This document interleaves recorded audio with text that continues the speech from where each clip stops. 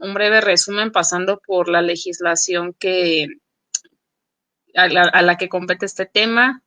Empezamos por la Ley Federal del Trabajo, algo de brevemente de seguridad social, nada más como un concepto, y la parte de la Ley de Impuestos sobre la Renta. El último programa de 2020, si mal no recuerdo, estuve tratando el tema de asimilados a salarios. Y bueno, esta parte ya es lo que son sueldos y salarios. Asimilados a salarios, nada más como para retomar un poquito esa parte.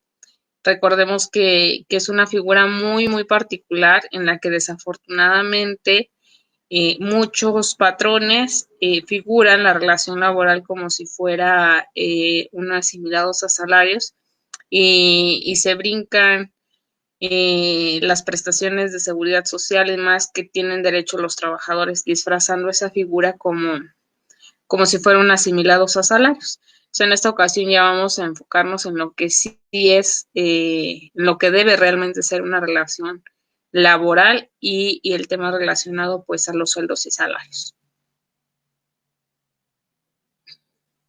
La relación laboral, como les comentaba, pues desde un principio, al escuchar la palabra laboral, nos debe referir a la Ley Federal del Trabajo. En su artículo 20 nos define la relación laboral como la prestación de un trabajo personal subordinado a una persona mediante el pago de un salario.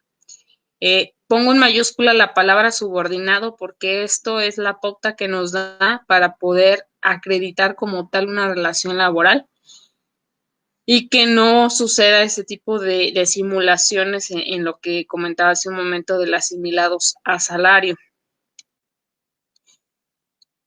Ahorita vamos a ver también lo que implica esa palabra subordinado, qué es lo que engloba esta parte.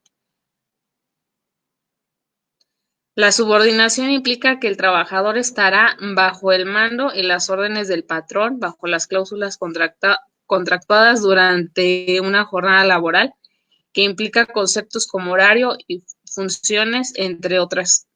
Es importante recordar que cuando se inicia una relación laboral debe de existir un contrato de trabajo. No significa que el hecho de que no exista un contrato de trabajo no va a existir la figura de una relación laboral. Sin embargo, esa es la formalidad y esa es la manera en la que quedan ambas partes conscientes de los derechos, de los compromisos que tiene cada una de ellas. Al momento de que surge un problema laboral, recordemos que al menos en la escuela siempre nos hicieron hincapié, al menos en mi caso, en que el recurso más importante y el más difícil de poder coordinar es el recurso humano. Estamos trabajando con gente, la gente implica cuestiones de emociones, el carácter, se enfrenta a uno con la personalidad de tanto del patrón como del trabajador.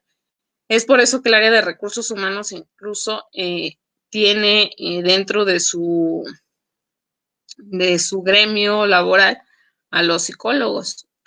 Es un área que se coordina a través de la administración de empresas y de la psicología. Desde el momento en el que ingresa o que se postula una persona para un puesto, recordemos, aparte de su currículum vitae, todos los filtros que muchísimas empresas van realizando a través de pruebas psicométricas para medir la capacidad de la persona para desempeñar su trabajo.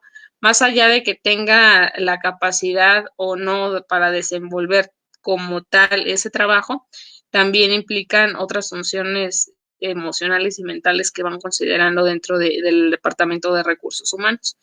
Pero entonces, cuando existe algún conflicto entre las partes por ese juego de carácter, por ese incumplimiento, sobre todo en la parte de la subordinación que se debe uno la obediencia hacia el patrón y que de repente se rompe, es muy frágil la línea de respeto que llega a veces a surgir entre ellos. Entonces se van a pleito, ¿no? Es lo más común y desafortunado y costoso para las empresas. Y en la Ley Federal del Trabajo siempre va a estar protegiendo al trabajador. En mi caso, no sé si alguno de ustedes tenga algo diferente, pero en el tiempo que llevo yo ejerciendo la carrera, los conflictos laborales con los que me he encontrado, ninguno ha sido favorable para el patrón. Siempre en la Junta de Conciliación y Arbitraje, por default, le dan la razón al trabajador. Y el trabajo, entonces, es para el patrón desvirtuar lo que está diciendo el trabajador, o no tanto así como desvirtuar, sino comprobar que el que tiene la razón es el patrón. Y una de las partes principales en las que se puede amparar el trabajador y puede tener un punto a su favor es desde el contrato.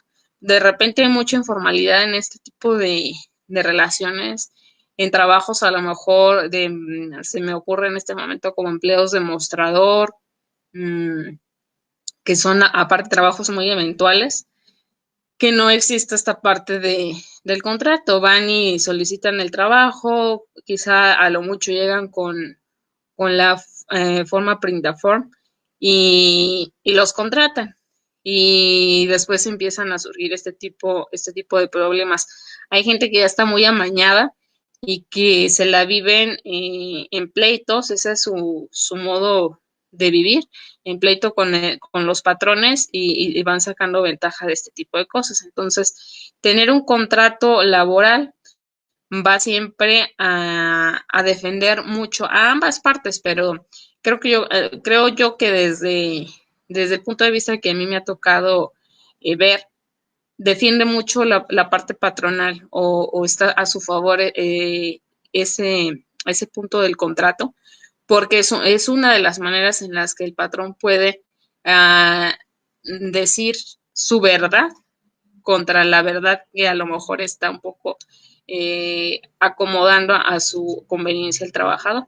De igual forma, ¿verdad? Claro que sí, como es un contrato, es donde intervienen las dos partes, también protege al trabajador, desde luego, porque también puede haber casos en las que el patrón infrinja alguna de las cláusulas que se especificaron desde un principio y esté violentando los derechos del trabajador y ahí está el contrato. De repente dicen, estos contratos se deben de entregar con copia para el trabajador, pues por un principio sí, porque les pertenece a ambos, que debe de quedarse un formato del contrato en la empresa o bien así con el patrón, en posición del patrón, y el otro en posición del trabajador. Y muchas de las veces incluso hay contratos que dicen con copia para la Junta de Conciliación y Arbitraje. Y hay gente que va y deposita finiquitos, liquidaciones, contratos y demás para tener como un antecedente, un expediente ya en la Junta de Conciliación y Arbitraje para cuando llegar a haber un conflicto, está ahí todo ya respaldado por ese tipo de documentación. Entonces, la subordinación queda en papel y de manera expresa a través de un contrato. No nos vamos a meter ahorita tanto en ver qué detalles debe de cumplir un contrato. Lo básico, pues serían los datos de ambas partes, donde se va a desarrollar el trabajo, el horario, como aquí bien dice esta definición, las funciones que va a desempeñar el trabajador. Pero recordemos que los contratos son un traje a la medida. De repente hay machotes en internet que podemos descargar en Google, pero a final de cuentas, dependiendo de las necesidades que tenga, en este caso el centro de trabajo, y los acuerdos a los que se llegue con los trabajadores, debe de redactarse ese contrato, especificar a detalle las necesidades de ambos y recordemos que también existe contrato colectivo. Entonces, puede ser un contrato individual, un contrato colectivo, pero sí es importante que no dejemos pasar esta parte. ¿Quiénes son los sujetos en una relación laboral? Pues el patrón y el trabajador, ¿verdad? También esto nos lo define la Ley Federal del Trabajo en el artículo 10. Nos dice que el patrón es la persona física o moral que utiliza los servicios de uno o varios, perdón, ahí me faltó un espacio. Trabajadores, trabajador es una persona física que presta a otra física o moral un trabajo personal subordinado. En el artículo 8 de la Ley Federal del Trabajo está esta definición. Ahí queda de manera muy breve y concreta la definición de ambos roles que van a existir dentro de una relación laboral. ¿Cómo se acredita una relación laboral? Y es lo que un poquito comentaba hace un momento. Una relación laboral, por el primer punto, siempre va a ser el contrato, como les digo, y haciendo énfasis en que no siempre existe un contrato, que no es una buena práctica, pero bueno, así de repente se da en el diario. Y otra manera de comprobar, de acreditar esa relación laboral, esas son las listas de raya o la nómina de personal. La nómina vamos a ver más adelante también que cómo podemos definir la nómina y en qué consiste. Los recibos de pago. Recordemos que antes, o todavía en algunos lugares, previo a emitir un CFDI, les entregan un recibo simple de pago, y con ese también se puede acreditar, puede defender el trabajador que estaba recibiendo un pago por parte del patrón.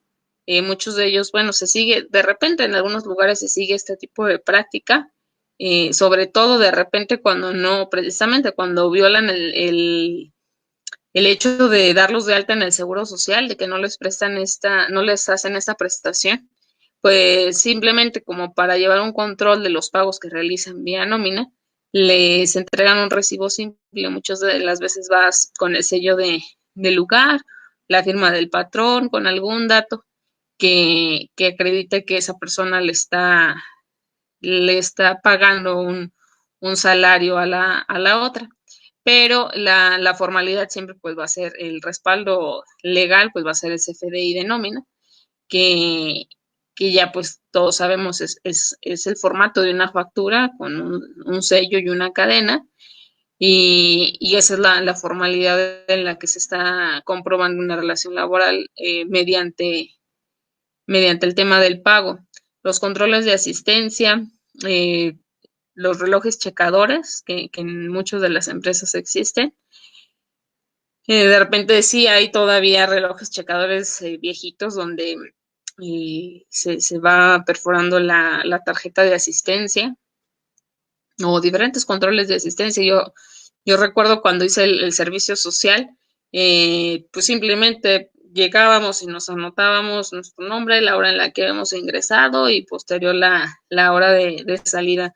De repente así de simple, ¿no? Con tu firma, y otros pues ya más mecanizados, ya más robotizados a través de los relojes checadores, que pues es un control bastante efectivo porque pues ya está sistematizado, entonces no hay de que se infrinja o que se viole esa parte porque está todo bajo sistema. En el último trabajo en el que yo estuve, el reloj checador era a través de la huella digital, ya nuestra huella estaba eh, procesada en el sistema. Entonces, cuando llegábamos, cuando salíamos, checábamos a través de nuestra huella y pues iba haciendo el registro de nuestras entradas y nuestras salidas, y ahí está el control.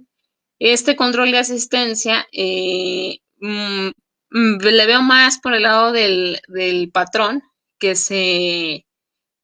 que le va a quedar ahí la constancia de que un trabajador infringió la parte de la asistencia, que no asistió a su trabajo en el periodo que nos permite la ley, o que les permite la ley, de 3 días sin justificación, y que al cuarto pues ya está el patrón en derecho de prescindir de sus servicios.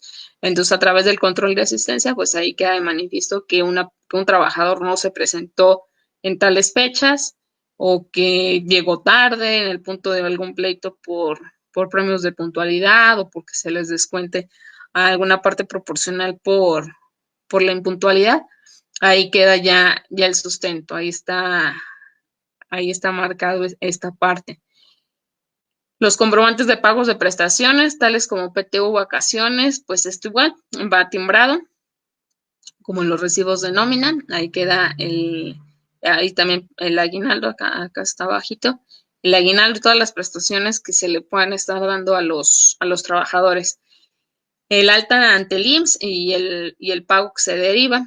Recordemos cuando se hace el alta en el ITSE hoy en día, pues nos da nuestro acuse de aceptación de que el trabajador ya forma parte de la